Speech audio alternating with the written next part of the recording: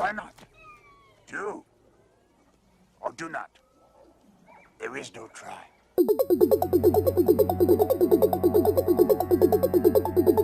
Great shot, kid. That was 1 in a million. The Force will be with you. Always.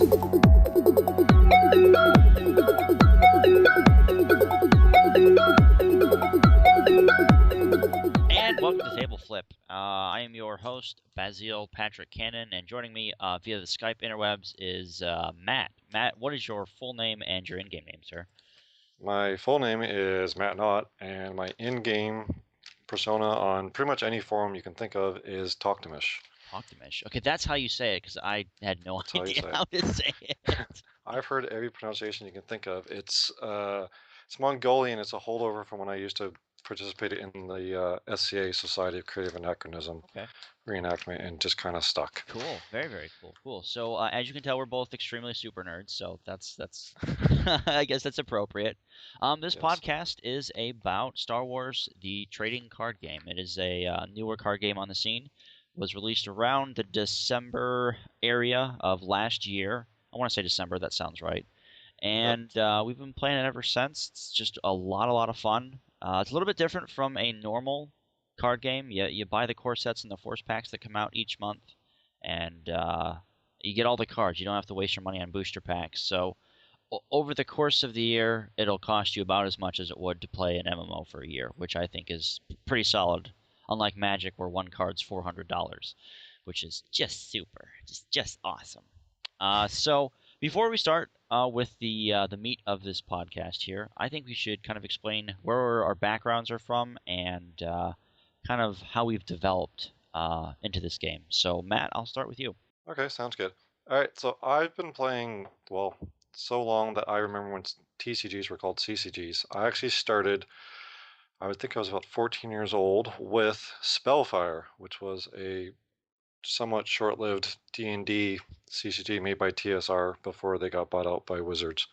So I played that for a few years. Over the years, I've played almost every card game that exists. Not all, but most. I was big into Legend of the Five Rings for quite a while. I was a huge fan of that game and the storyline and stuff, and got pretty big into that. The game I played probably the most competitively wise was the World of Warcraft trading card game, which I started playing when it first came out back in 2006. I took 2 breaks in there. The last time I played was, well, all through 2011 into 2012 until it just got to the point where it's just like any other, CCG, TCG, whatever. It just becomes a money game, and I just don't have that kind of money. I mean, I'm 34 years old. I have 2 kids, a house, and a wife. I can't be blowing $500-600 every 3 months on cards. Right. LCG wise, I've played all of them at least once. I've collected all of them except for Call of Cthulhu, which I actually only played for the first time back in December, just to give it a try because it was the only one I hadn't played. I got really big into a Game of Thrones as well as Netrunner. I was pretty big into Netrunner for quite a few months, and really liked it, and I really like the mechanics and enjoy the game and stuff, but Star Wars has always been something I've been into since I was a little kid, and when Star Wars was still a new thing. So Star Wars has always been something I've been into. So as soon as Star Wars came out, I kind of lost some of my focus on Netrunner. So I still play Netrunner, I still play Game of Thrones and collect those, and I collect Star Wars, and that's all I'm collecting for trading card games now, just because, like I said, money doesn't grow on trees, sadly. Unfortunately, it does not. I'm in the same position. I have a wife, a house, and a kid on the way. Don't have a kid yet, but he is on the way. And my background kind of stems from a little bit more. You're a little bit older than I am, say by about 10 years. And I started off when Magic was kind of getting around popular, I guess I should say. I played Magic for a little bit. I was more of a collector than really kind of a competitor in Magic. My first real competitive CCG or TCG, whatever you want to call them, was Pokemon, actually. And I still collect those cards. I will. That's kind of my dirty little secret. I love Pokemon. I have always been an avid Pokemon fan. Played all the games, own all of them, and it's just I've always just enjoyed their art style and just this kind of their laid back attitude to the game. Now, a lot of people think, okay, Pokemon, it can't be that in depth, but it's a lot more in depth than you might think. So, It Pokemon, surprisingly is. yeah, surprisingly, yeah, it really is. When I first got into the competitive Pokemon, I was like, oh my gosh, there's decks that win in one turn. That's different. And it's a little bit less expensive than Magic. Magic is definitely the super expensive one. Um, my next card game that I was really into was the original Star Wars card game. Not the original one from the 80s. The next one up from the movies that was The Decipher. yeah, the ones that were started from those wonderful first three movies that George Lucas completely screwed all of our childhoods up with. And I played that for a number of years. Didn't really get into it competitively as I would like to. Mainly just for collecting's sake, because like you, I'm a huge Star Wars fan. And then the next game I really got into was Lord of the Rings. Not the LCG, but the one that stemmed off the movies as well. That one was a lot of fun. Still have all my cards from it.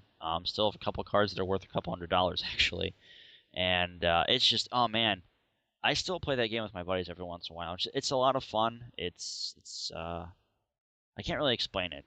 It's one of those games where you really have to play it to kind of understand and grasp the concept. It's honestly the LCG from Lord of the Rings is a lot like the other card game that was way back when. You do the I think in the LCG you still do the ring maneuver and stuff, correct?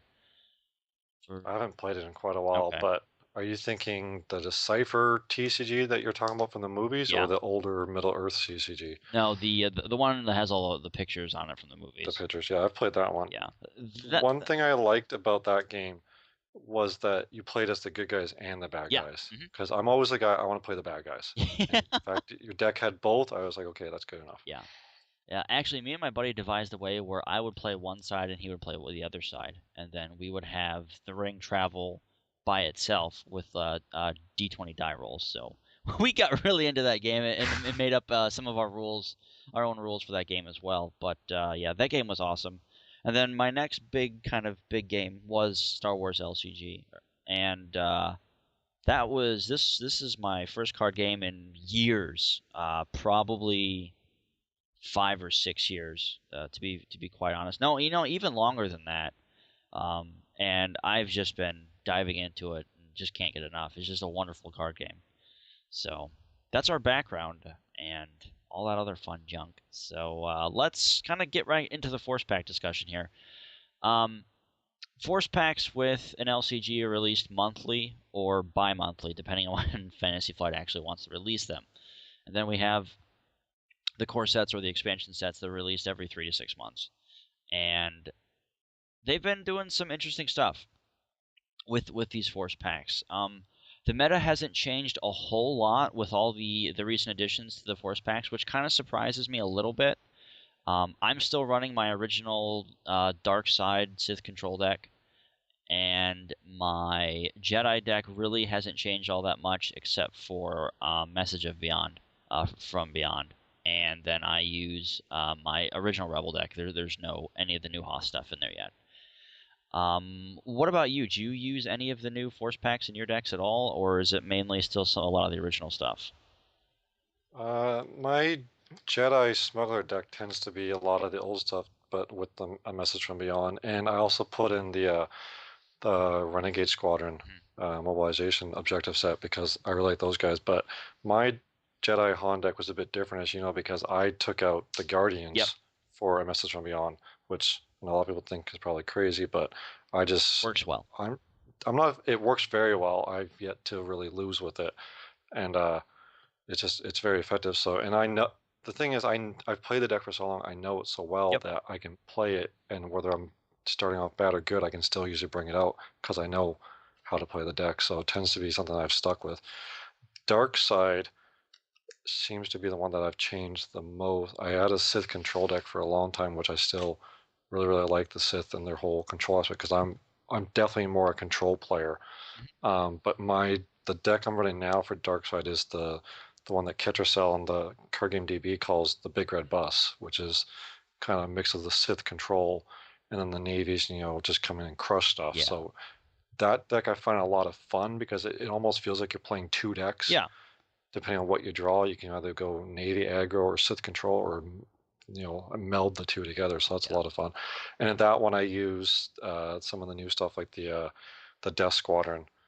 I've got one of their sets in there, Yep. and a couple others. But for a while there, I had an Imperial Navy Trooper deck, an Imperial Navy Vehicle deck, my Sith control deck, and I was working on some sort of a Scum slash Imperial Navy Trooper combo that just didn't seem to fly. But for the most part, yeah, I don't use out too much of the new stuff. Like in my the Big Red Bus, the only thing I've got that's new is the Killing Cold, and then the Deploy the Fleet, which has the Death Squadron, and everything else is core set. So it definitely seems like, as cool as the new stuff has been, it doesn't seem to fit yet, because I find that with a lot of it, I'm waiting for more packs. Like I really want to do an AT-AT deck. Oh, because yeah. I mean, for me, the Battle of Hoth is Star Wars. The walkers are coming and they're stomping and their General Veers is blowing everything up, and I'm just waiting for that. And I can see that being a popular deck. Problem is, right now there's not enough sets to put that together. Yeah. Yeah, and actually, speaking of an ATS deck, the new Force Pack, which was just released, I think it was yesterday or 2 days ago, at the time of recording this podcast, did come with a couple Hoth objectives, and one of them Yep. was a Dark Time for the Rebellion, which is a Navy Hoth objective, which really just synergizes really well with an ATS deck when it comes out. Yeah. As far as the new Force Pack that was just released, a lot of people are kind of disappointed in it. There's really not a lot of beneficial cards right now, at least just in just in kind of looking at them. The new objective sets are Scum and Villainy. We have another Jedi set, another Smugglers and Spies, and a Sith, and then a Navy. So people were like, okay, cool, we're gonna have some really good synergy with the Smugglers. We're gonna have some good Sith stuff, and they just don't seem useful. I mean, I can't really explain it unless you kind of read them. So like I don't want to read every card because that would just make for a long and arduous podcast, and I don't want to do that. If you guys do want to look at some of the new Force Packs, go to cardgamedb.com, click on the Star Wars LCG, and it's under the thread New Force Pack Revealed. And there's images taken from the Smuggler's Den podcast, which they posted on the Facebook. So big shout out to them. Thank you for doing that. We really appreciate that. And just kind of take a look and just kind of try and figure out where would these actually fit. So let's kind of break down the Force Pack down just a little bit here. Prepare for Evacuation, which is the Smugglers and Spies new objective set. It comes with some Renegade Squadron escorts, which have Protect Vehicle, which was really interesting to me because it didn't come with shielding. Generally, a card that comes with Protect is going to have at least 3 HP or 2 HP and shielding. So with them not coming with shielding, it really just kind of makes them not really useful. It's a 2-for-2 cost, which isn't terrible. But, I mean, I really don't see this getting used in a vehicle deck because there's just so many other better standard Rebel choices, like the Home 1 objective set, like Mobilize the Squadrons even. I don't really find it to be useful. And then another card that just really has a lot of people scratching their head is the Toy Box card, which I think is an appropriate name. Its reaction is, when this unit is focused to strike, search your deck for the top 5 cards for a character unit with a printed cost of 2 or lower. Why would you use this? Why is this in a vehicle pod, or excuse me, objective set? It's not called a pod. A vehicle objective set.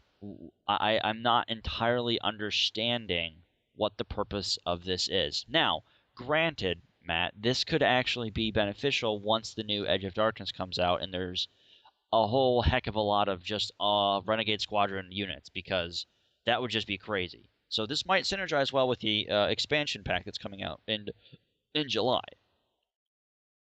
One thing that I can think of is because if you put this with the other Renegade Squadron card from Search for Skywalker, Mhm. you could get out the Renegade Squadron operatives with that card Yes. potentially for free. But it's just it's not enough, especially with the fact that it's got protect vehicles.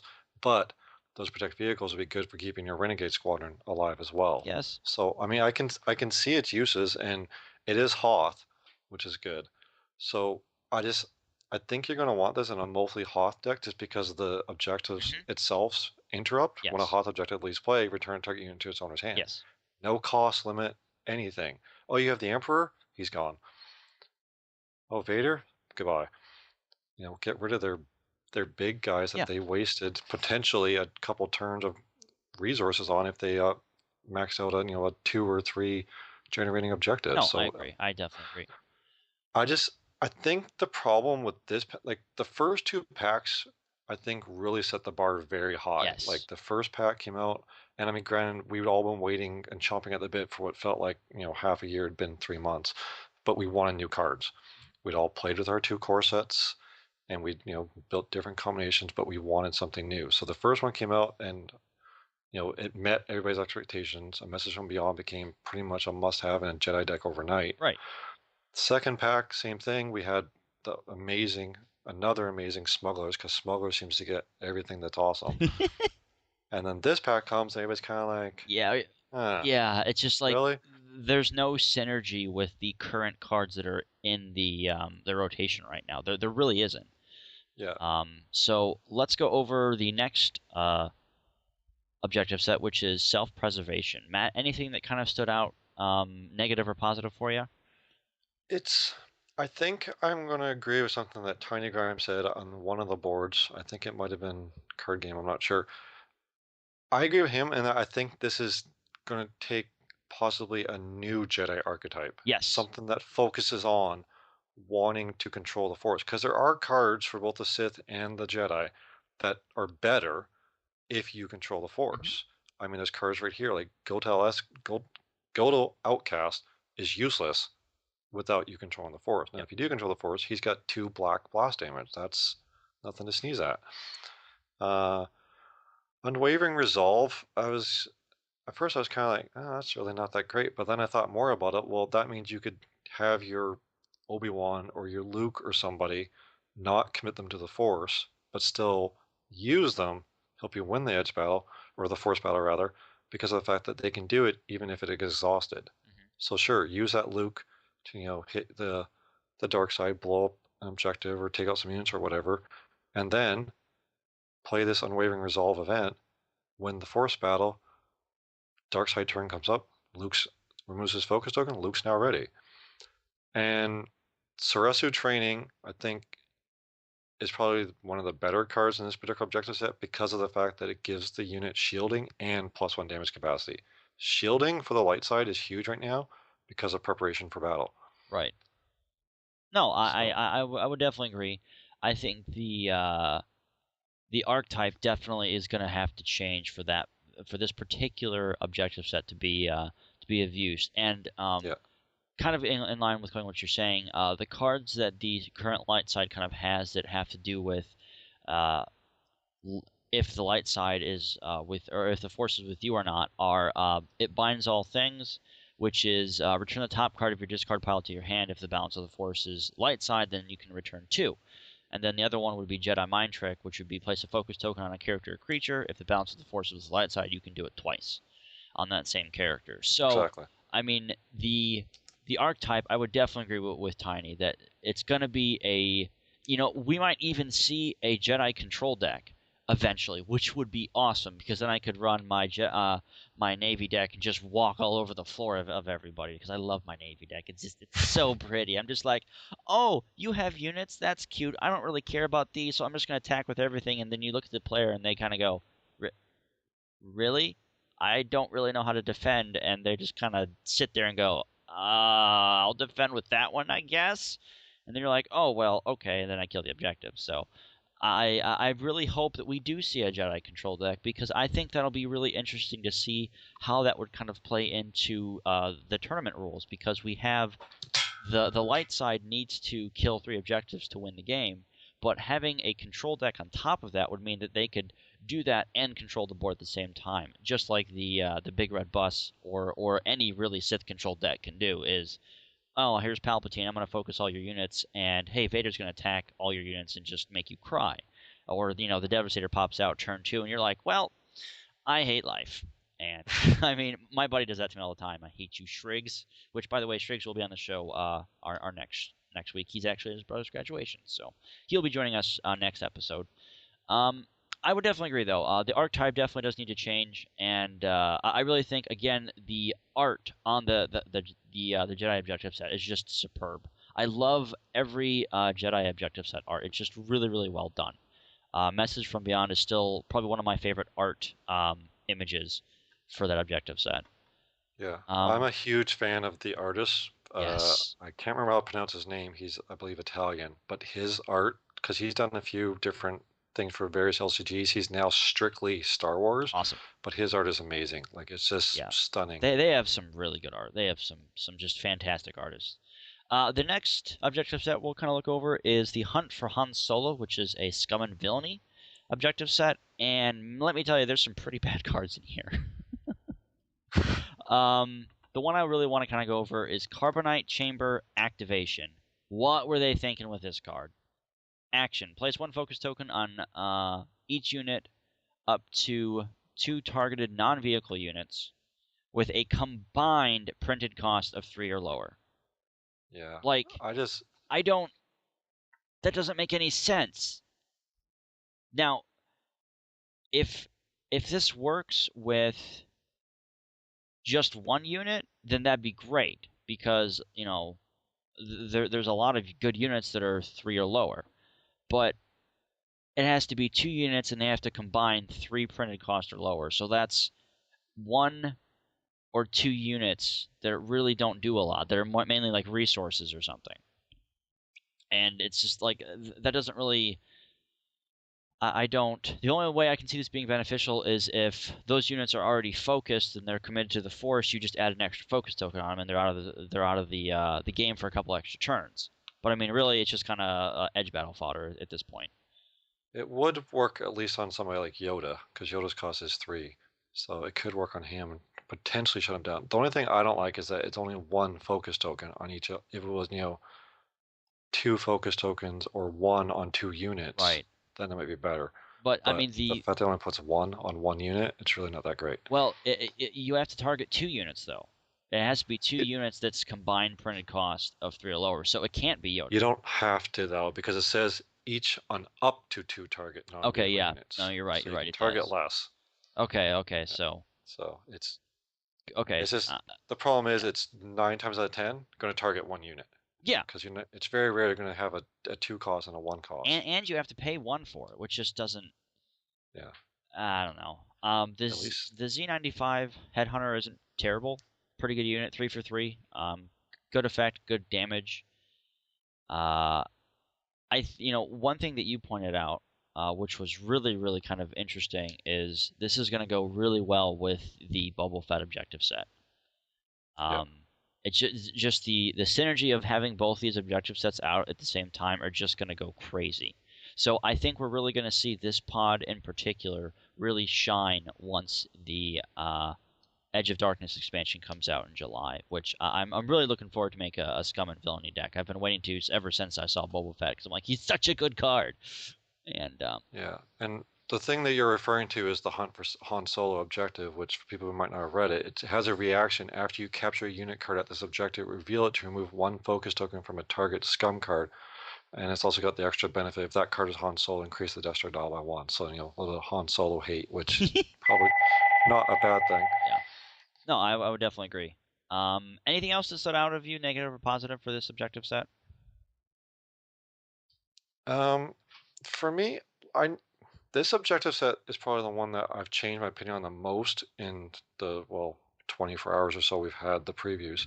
Just because of the fact that somebody on the FFG boards, who unfortunately I can't remember their username right now, pointed out how good that objective is with Boba Fett. Yeah. Because if Boba Fett damages a unit and doesn't kill it, he's capturing it. Well, then you remove the focus token from him, he does it again. If he's got his armor on, he's targeted striking all these units, potentially capturing let's say, I don't know, 2, maybe 3 units, depending on their health. That's The only huge. problem is with Boba Fett. My problem with Boba Fett is that I find 9 times out of 10, I'm not capturing the unit, I'm killing it.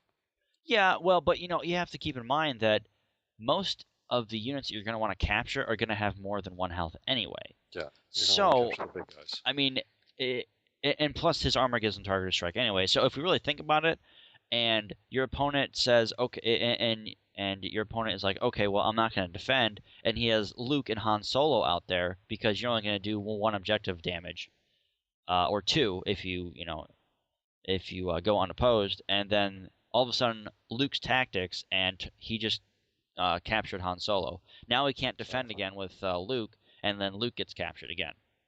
Yeah. So, I mean, the synergy for this and Boba Fett, and I think the synergy for any of these Scum and Villainy pods is just going to be amazing. So we're really going to have to look out for those. I think the meta is going to change once more Scum and Villainy pods are released. Yeah, for sure. And it's unfortunate that with the Scum, they've been kind of sitting on the back burner for so long because, like, Smugglers, pretty much right from the start, it was like, oh my god, Han's amazing. And he went in every light side deck, especially if you only had 1 core set. I mean, I've been playing Han pretty much since I opened my box because he's just so good and he gives you that board control and everything else. Scum just haven't had it yet. The whole capture mechanic just isn't there yet. And I'm really hoping that Edge of Darkness has some surprises in store for us that kicks Scum up more than a few notches. Oh, I definitely think it will with all the spoilers that we've had so far from Fantasy Flight, man. It's going to be sick. Next objective set is serve. Excuse me, hiccups. Serve the Emperor, and Matt, these cards are terrible. The only card here I like is Anger. Yep. And it's not even just for the artwork, which is amazing because I love Vader. And actually, it wasn't even until Anger came out that I noticed this little subset they've been doing this Hoth cycle. First we had Fear, now we have Anger. So next time we see Sith, I suspect we'll see Hate. Yep, fear leads to anger, anger leads to hate, hate leads to suffering, suffering leads to something else. I don't remember what the exact quote was. I can't remember off the top of my head either. And Anger, I think, is a good card. The problem is I don't see where the rest of it, like, I don't see any set that I want to take out just for Anger. Yeah. I mean, maybe if there was 2 copies of Anger in the set, maybe. But even then, I mean, it's 3 cost, but it's basically 3 cost targeted kill. Yeah. I mean, it's a force reaction after enhanced unit's controller loses a force struggle on his turn, he must sacrifice the enhanced unit. So it's basically intimidated, but just with a more potent effect. The rest of the cards, Dark Side, Prophet of the Dark Side, Force Push is so cool, but so terrible because it doesn't target you can't target unique units. I'm just like, that's the problem with that. Why? That just defeats the whole purpose. Oh, and then the Azjintini, whatever the hell her name is, Elite. Zadia Elite is a 4 cost for 1 HP card. That's awful. That's so bad. Like, the Weequay Elite at least has 2 HP, 2 blaster icons, and 1 focus and 1 tactics. She has 2 tactics, but she costs 4. That's crazy. It's just. But on the plus side, she does have 3 force icons. Yeah, she does. So I mean, she can be used. I mean, this is edge battle. Yeah. And again, this objective set kind of points that they're taking Sith and Jedi into the whole you want to control the force struggle thing because it's got a similar effect. Yeah. I just, I'm not. I don't know. Again, it might be like with the Jedi one in this pack, self-preservation there. It might be that just this archetype either doesn't exist yet or it's just not as obvious as some of the other ones. Yeah. Right now, this set doesn't really have a home, unfortunately. Like I said, I love Anger. It's just I don't see me taking something out to put in Anger. Well, again, I'm thinking that some of these could also benefit the multiplayer aspect when the multiplayer is released. That's very true. Which is scheduled to go out sometime in the very, very late year. Which I'm really interested to see how well and how much that actually changes the game, because there's going to be cards in there that are obviously going to be legal for tournament play and 1-versus-1 play, but there's also going to be cards in there that are going to be used for multi-playing gaming. So it'll be interesting to see really kind of how that synergizes. But I really think that this set in particular would really synergize well with the multiplayer side of things, because like this right here would just be this is like a board control, just craziness. So Yeah. we'll see, we'll see. And the last new objective set here in the new Force Pack is A Dark Time for the Rebellion, which it's a great title. It is a Hoth Navy objective, the first Navy objective that is Hoth, which is really, really cool, and all these cards are great. This pretty much synergizes with any vehicle deck you own, in complete honesty. I mean, this would even go well with Lord Vader's Command, which is the new Hoth Vader that was just released last Force Pack, or 2 Force Packs ago, excuse me. And I think that this is just a wonderful objective set. It's just great all around. It comes with 2 good units, 2 copies of a really good unit. The event card is very, very solid, and then the unique character card is also very, very, very powerful. So I mean, I really can't say anything bad about this objective set. Do you have any negatives on this, there, Matt? Not from this set, other than the fact I don't have it yet. This set's been amazing, and this is the one that FFG fully spoiled, and I can definitely see why they picked this one, because this one is just, I mean, this one's Navy. You know, it's in your face, aggressive. I'm gonna reach over the table and punch you. The thing that amazes me about it is if you have a Dark Time of the Rebellion as one of your opening objectives, it goes off in your first turn, because Darkseid doesn't skip the refresh. Yep. No, yeah, and that's very true. The reaction is after you refresh, each opponent deals 1 damage to a unit or objective he controls. So that means you get 1 free objective damage. And if you have 2 of these out, that's 2 objectives that are going to take damage, or 1 objective that's going to take 2 damage. Yeah, That's and in crazy. The multiplayer, this one will be a good one for the multiplayer too, because it's each opponent. So if you're playing against, let's say 3 light side, which is the most from what we know you'll be able to play against, you're doing 3 damage to, across the board. Yeah. I mean, for nothing. You're not doing anything to do it. It's just you're just doing it. Yep. This set, like here with Colonel Stark, I can see a deck being built, and it's one that I want to build as soon as he comes out. Colonel Stark, General Veers, who we're not going to see until I think it's July, or maybe June. No, it's June.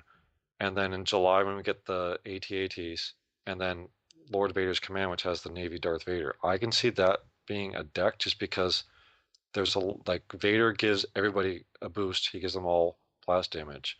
Veers gives every trooper and walker a boost. So it's just there's a lot of additional stuff being added, and I don't know how you say this, the Morsh Moraine. Enhance your player. Your unopposed damage is oh man, I can't even read that. Your unopposed bonus is raised to 2. Yeah. I mean, that's crazy. That doesn't sound like a lot. That's a lot. That's crazy. That means a TIE fighter does. That means a TIE fighter that only normally does 1 objective damage is going to do 3. Yeah. That's crazy because the TIE fighter only costs 1. I mean, the synergy for this objective set is just off the charts. So I mean, yeah, guys, that's kind of our opinions on the new Force Pack, and a lot of it's kind of shared throughout the community, unfortunately, which is really sad. I mean, I know there's going to be a lot of people that are going they're going to really think otherwise, but they're from a competitive standpoint. I don't see any of these things being used, at least yet, because there's no good objective sets that we can take out of the current meta decks to fill into here, because the Sith do not struggle with Force at all. The Bounds of the Force, they usually have it 9 times out of 10. And the Rebels or the Rebels with the Rebel deck is not really gonna benefit from having this smugglers and spies over mobilize the squadrons. So I don't really see that being of use. And then the Jedi one, I'm still kind of hesitant on this one, to be very honest. I might try this and take out Yoda and see what happens, because Yoda is just kind of one of those, if you get him out and you get really good setup, he's really, really scary, but you still have to win the edge battle. With this, it's more of, if the Force is with you, then great. So I'm not entirely sure how that would work out. I think that the Jedi Pod objective set, does kind of merit some testing, but I really don't see any of the sets being taken out solely for this, at least yet. Then again, the Scum and Villainy is more of a kind of a wait and see till the expansion comes out. The Sith pod or Sith objective set, gotta stop calling them pods, is just kind of meh. Like you said, the only really good card in there is Anger, and the rest of them are just kind of like make me just shake my fist at the screen and go, "This could have been a great objective set. Why?" Mainly because she costs 4 and only has 1 HP. That utterly just makes me very upset. And force push. Me and Shrakes were actually like joking about this about a week ago, going, "Dude, they need a force push card. That would be so cool. Like you could push like 4 tactics icons from our units to another units." Which honestly, that's what should have happened. But no, they give this card that costs 2, and you can't target Luke, Yoda, Han, or any other unique card. It's just, yay, Twi'lek Loyalist is tactics. Woohoo! I mean, who cares? So, and then we have the Navy, which is just awesome. So honestly, the only reason to spend $50 is on one objective set. And honestly, Matt, I think this is the first objective set that I will force pack that I will be passing on until a later date. I'll still be getting just because I get them all, and I want to test some of these things just to see. Because I mean, a lot of what people are saying, and even what we're saying, is strictly initial judgments. Yeah, of course. Obviously, they're not in our hands. My problem with the Sith one is, like you said, is there's not enough in it yet. But again, it could be. I really want to test out the Scum and Villainy one though. Yeah. That's the one I think I'm going to try and whip up some sort of a deck, play it for the next week or so, and see if it can do anything. You'll see if this Boba Fett and the hunt for Han Solo is actually a combo that can, do some damage. Right. The self-preservation, I can see that going in Jedi.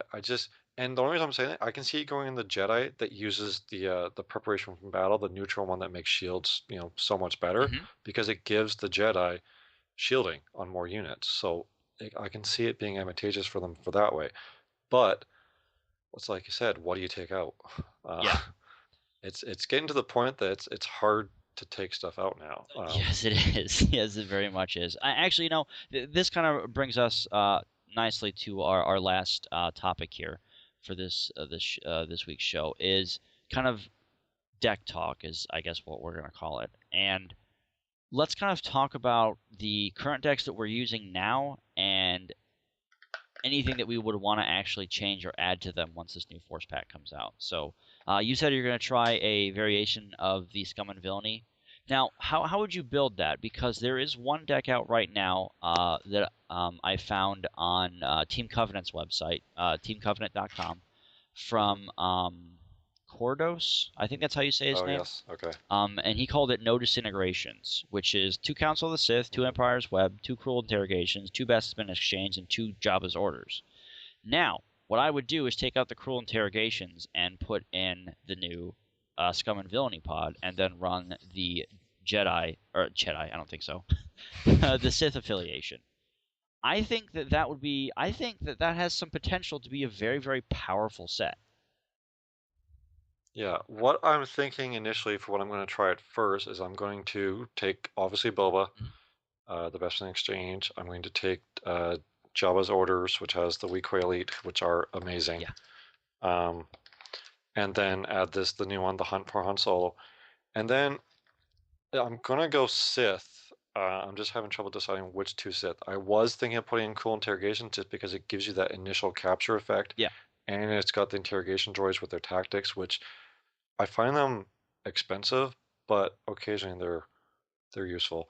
And then I'm thinking the deck might need some resources, so I might go with one of the more resource-heavy things that the Sith has, like maybe Council of the Sith. But I definitely think it's a deck that's going to need some testing.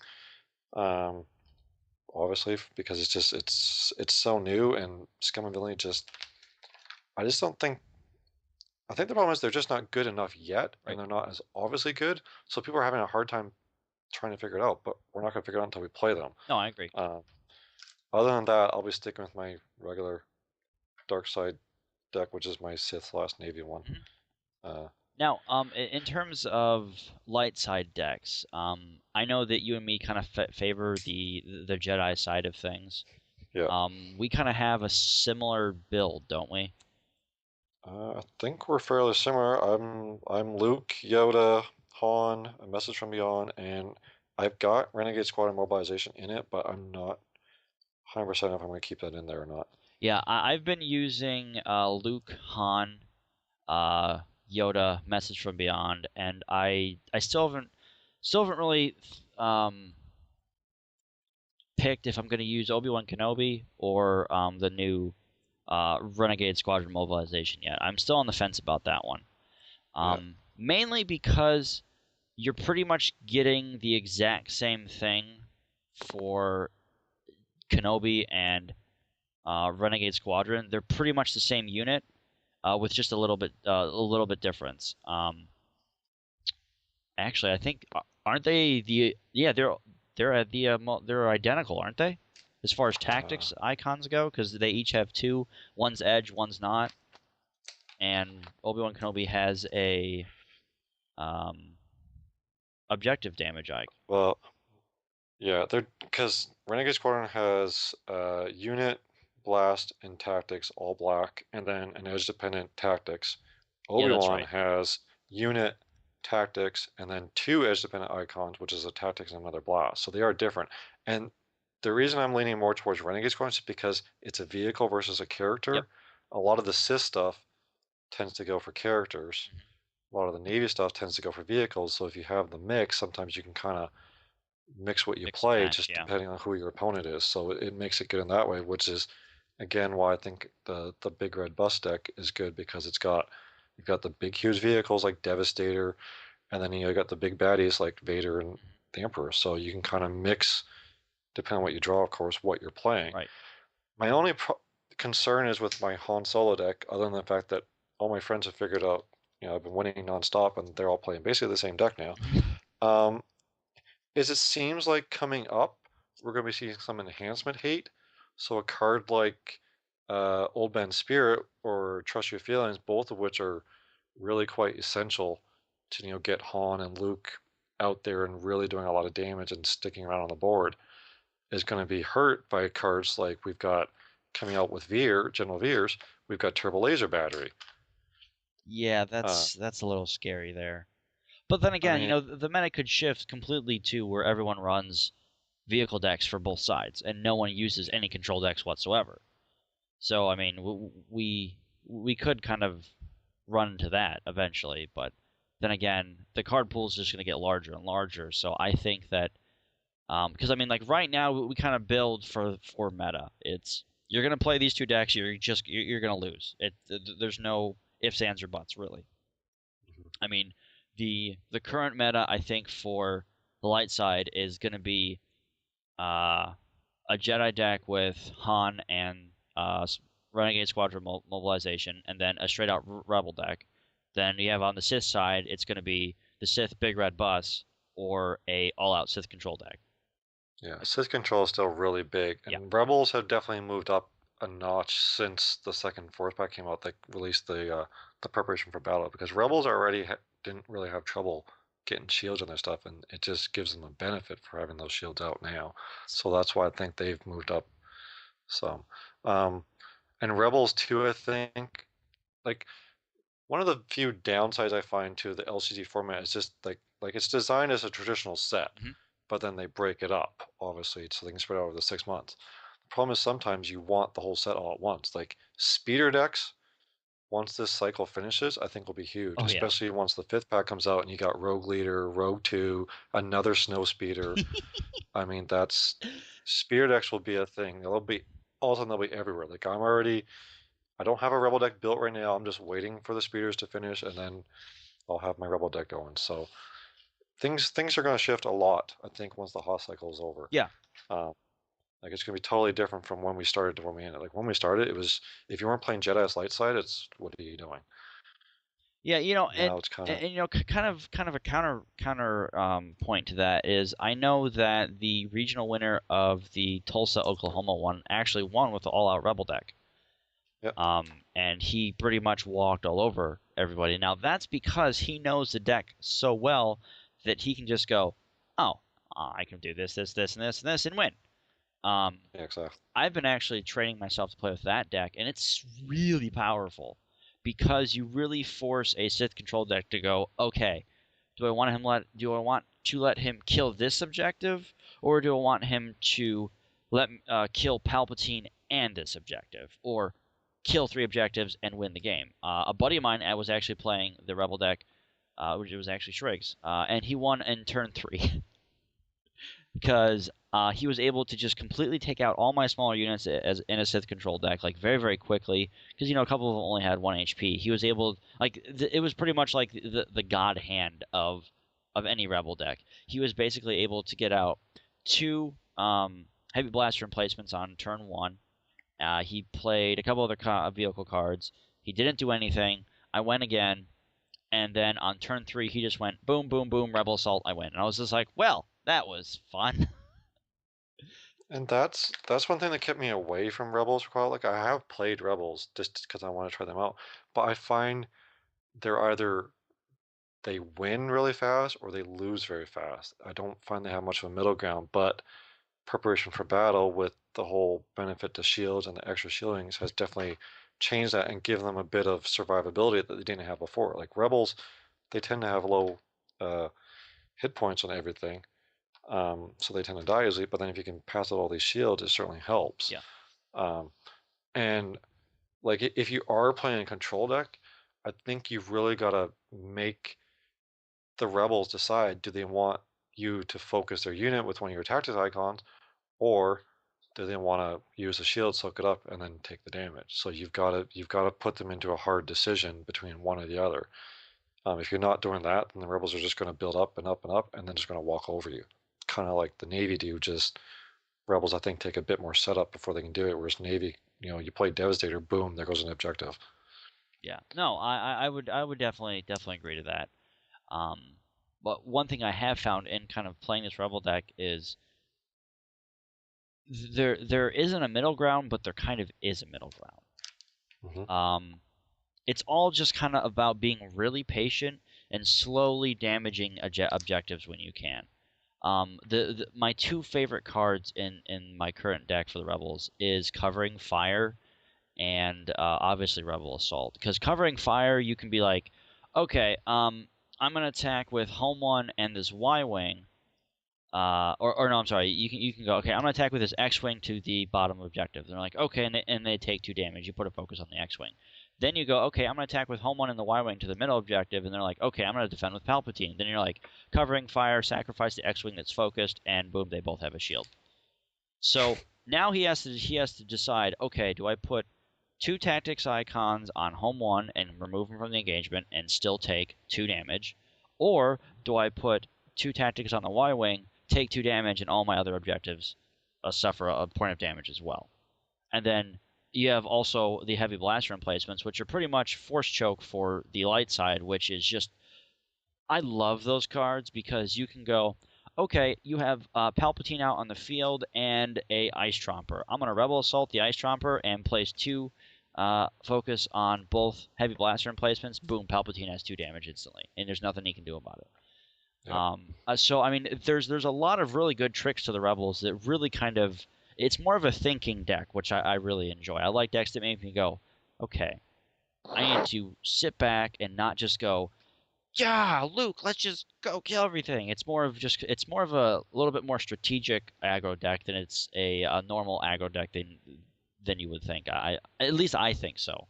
So No, I agree, and I find that kind of ironic in that the Jedi are more you get your big guys and then you go and you crush stuff, and then the Rebels are you got to think really smart, you got to plan out your moves, you got to make sure you got the cards, to do A plus B to do C. Yep.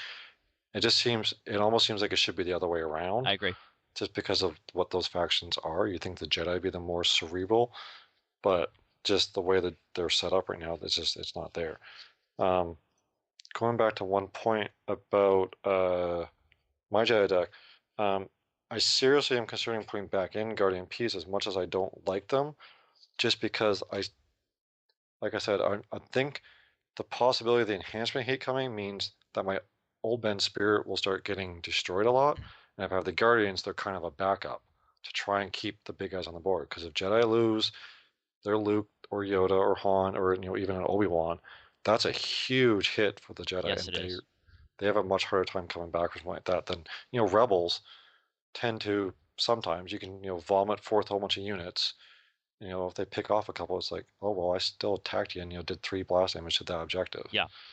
But you've really got to, you've I think light side, a lot of people, well, I don't want to say play them wrong, but with rebels, they get too aggressive and they want to blow up that objective. Whenever I play like with my Jedi or rebel deck, I split up my damage because I get every objective really close to being destroyed, unless there's something like killing cold or something out there. Obviously, I don't want to do that. But there was a game I played last week when we did our game night tournament against my buddy Sean, and he was playing his I think he was playing straight Navy deck, and I took lots of damage to all of his objectives with my Luke and Han with their trust your feelings and everything else. And like turn 3, I blew up all 3 objectives in that turn, and he couldn't even stop me. Yeah, and again, that's why I'm really starting to really fall in love with the Rebels. And keep in mind, my Rebel deck has no of the new Hoth objectives in it whatsoever. It's just straight Rebels. And the reason being is because a lot of that stuff is not going to be edge dependent. A lot of it is just, like you were saying, really kind of think about it and go, okay, I'm going to put out 2 cards and then give the dark side their turn, and then they'll look at you and go, "You're not going to attack?" And I'm going to be like, "No." And they're like, "Okay." Palpatine attacks, and I'm like, "Oh, cool, he's focused. I'm gonna win the game. Thanks." I mean, it's just it's stuff like that that really kind of throw off the dark side player, and even in a competitive environment. Like Team Covenant streamed their entire regionals that they did, and I saw a lot of dark side players when they were versus Dennis's Rebel deck really make a lot of mistakes because they were kind of thrown off by his sit back and wait passive attitude. I mean, there were games where he didn't win until the Death Star dial was at like 7 or 8, and that's like really scary for a light side player to be in. But he was just like, I'm gonna be patient, bide my time, and he throws down home 1 and he just obliterates the entire board in 1 turn, and they're like, good game. I mean, I love this game so much because stuff like that can happen. I mean, a lot of card games, it's just a lot of cheap BS. I mean, it's like, oh, magic, cool. Turn 1, I'm going to flash this card, cast this spell, evoke this, and then bam, I win. And it's just like, okay, that's stupid. Or, Pokemon still has that stupid Sableye 1-turn win deck, which I still own, by the way. It's such a cheap, stupid deck. Because it's just like, oh, I win. Turn 1. Yay. I mean, like, that's not fun. That's not fun in a competitive environment. Or just fun in a card game environment in anything. So I really, really enjoy this game for that very reason, is because there's no turn 1 win decks, which just aggravate the living crap out of me. And hopefully there never will be something like that. I don't think so because of how the game is actually set up. Because there's no way that a light side or a dark side player could get the dial to 12 or kill 3 objectives on turn 1. No, it's highly, highly unlikely unless they, went crazy and released some card and just didn't think about it and it tore everything up. But I don't see it happening with this either. I mean, I love this game not only because of Star Wars. I know a lot of people, before this game was even released, were really iffy about this whole objective set building. Yeah. People are like, "What? I don't get to pick every card, but I don't want to take that, rookie pilot or something like that." Pilot's great for covering fire. Let me just tell you. It's like, He's oh, not rookie that pilot, bad. bye. Yeah, he's there to do exactly what he does. You sacrifice him. But for me, the objective set building, and this is like I was saying to some guys when we were down in Halifax last week for another game night tournament. I've got, I just finished 2 years of school. I've got 2 kids, my wife, my house. I just got a new job. I've got a busy life. So sometimes the fact that I can, just go in and think, okay, I want to take this set, this set, this set. The way I've got it laid on my binder, all my sets are together. All I gotta do is pull those cards, throw them in my sleeves because I will not play without sleeves, and I can go. Whereas a game more like Netrunner or Game of Thrones, you've got to think, about which cards you want, uh, which set they're in. You've got to think of how many quantities you want. There's a lot more to deck building than in this game. So I can see this game appealing not only because it's Star Wars, but appealing to, maybe some of the older, more mature gamers who just don't have as much free time to do the deck building, who just want to sit down and play. Exactly. No, I 100% agree. 100% agree. Well, I think we've taken a good amount of time to kind of give a nice little episode 1 plot for our viewers and listeners. Guys, I really appreciate you guys sticking around for the 40 plus minutes that we've been talking your ear off. Matt, closing thoughts and shout outs. Closing thoughts. I will be posting a deck list hopefully sometime soon for the Scum and Villainy deck that I want to work on. And if other people want to take it and see where it goes, maybe we can all collaborate and try and see if we can make Scum and Villainy something before, sadly, July now for Edge of Darkness, because the upcoming page on FFG was updated just yesterday. And now says expected date is July, Yeah. which is a move all the way back from, well, we did think May and then June and now July. So, we're all going to be, I know I've been chomping at the bit to get it. So I want to give them a try, see what they can do, see how they kind of fit in the dark side meta. And shout out, my shout out's just going to go to Smuggler's Den, which is the other Star Wars LCT podcast. Tiny and Ben do a phenomenal job. I'm a Yes. huge fan of their show. I've probably listened to every episode 5-10 times. Mhm. Like I go into work, I've got all the episodes on my computer. I put in my headphone and I start plugging away at the numbers, and I'm just listening to them. And they do a phenomenal job. So our podcast here isn't competition or anything like that. We're gonna have our show. They're gonna have their show. It's not a matter of ours is better or theirs is better. That's not what it is. This game is phenomenal and should have a dozen podcasts, all with different voices, different Yeah. opinions, keeping this game where it needs to be and making it more popular. I mean, if Netrunner can have 6 podcasts, I'm sure Star Wars can have at least 2, if not more. Oh yeah, So who knows? definitely. Maybe we'll see a few more pop up in the next few weeks. Yeah, definitely, definitely. Big shout out to Tiny and Ben who do just such a great job. I mean, like you said, they really are the one of the top 2 players I think in the entire community. Mhm. They know their stuff, and they really are very good at explaining why they think X objective set should be in here and the other one shouldn't, or this card is good because of this. And they also admit when they're wrong, which is something I admire greatly. Yeah. I'd like to give a shout out to my wife for just kind of supporting my nerdy collection habits. And she was kind of like, "You're gonna buy cardboard and play people? That doesn't make any sense." And I'm like, "Yeah, okay, it doesn't, but that's okay." She's warmed up to it a lot more, and I want to kind of thank her for that. Also, shout out to Fantasy Flight Games for allowing users to create content like this and not go, well, it's our content, you're not allowed to do it. So, I mean, I know that there's been a couple instances where that's happened, not only with card games, but just with, video games or anything. There's been a number of companies that are very, very stickler about content like that. So, big shout out to Fantasy Flight for allowing users to create some really neat content out there, as well as making this game just it's really kind of brought me back to the old school style of just really enjoying and having a good social experience, because I was really missing that for a while, because there wasn't a lot of good stuff to bring together socially. I mean, with the internet being so popular, people just stayed home and talked on TeamSpeak or whatever. So I'm really glad that the social aspect has kind of been really brought back in, at least in this community.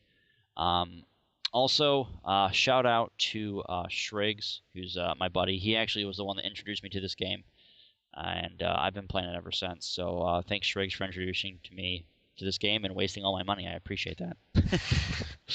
That's what friends are for. Yeah, yeah. Also, shout out to my local store, Checkmate Games.